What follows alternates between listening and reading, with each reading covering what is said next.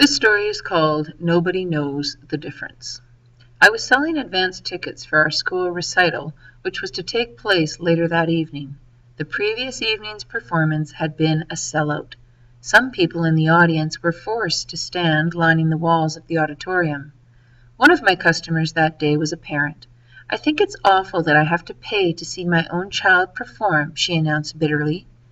"The school asked for a voluntary donation to help pay for scenery and costumes," I explained patiently, "but no one has to pay." "Oh, I'll pay," she grumbled. "2 adults and a child." She plunked down a $10 bill. I gave her the change and her tickets, and she stepped aside, fumbling with her purse.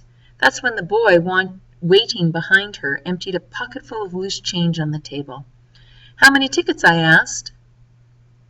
"I don't need tickets," he said. "I saw the show last night. My brother and I arrived late. We couldn't find anyone to buy tickets from, so we just walked in." The majority of the audience had probably just walked in. As I'd told the previous customer, the donation was entirely volunteer. I knew that this boy and his brother must have squeezed into the back of that crowd and stood throughout the show. "If the ticket table was closed when you got there, you couldn't have paid," I reasoned. "Nobody knows the difference," I assured him. Believing the matter settled, I started to push the coins back. He put his hands on mine. "I know the difference," he declared firmly. For one soundless moment our hands bridged the coins. Then I spoke. "2 tickets cost $2. The heap of coins tallied up to the correct amount. "Thank you," I said. The boy smiled and turned away and was gone. "Excuse me." I looked up, surprised to see the woman who had bought tickets earlier still there. "Why don't you keep this change?" she said quietly. "The scenery is beautiful, and those costumes couldn't have been cheap." She handed me a few dollar bills, closed her purse, and left. What you need to do now is to read the questions below, then type the correct answer to the question in this space. The first question reads, why is the parent unhappy in paragraph 2?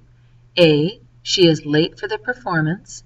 B. She is waiting in line for the performance. C. She has to pay to watch her child perform.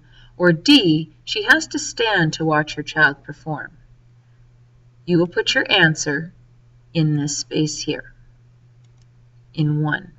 Question 2. Why is the word has in paragraph 3 written differently from the rest of the words in the paragraph? A. To emphasize the need for donations. B. To emphasize that paying is voluntary. C. To show that the ticket seller is annoyed. D. To show that the parent doesn't want to pay. You will answer that question in question number 2.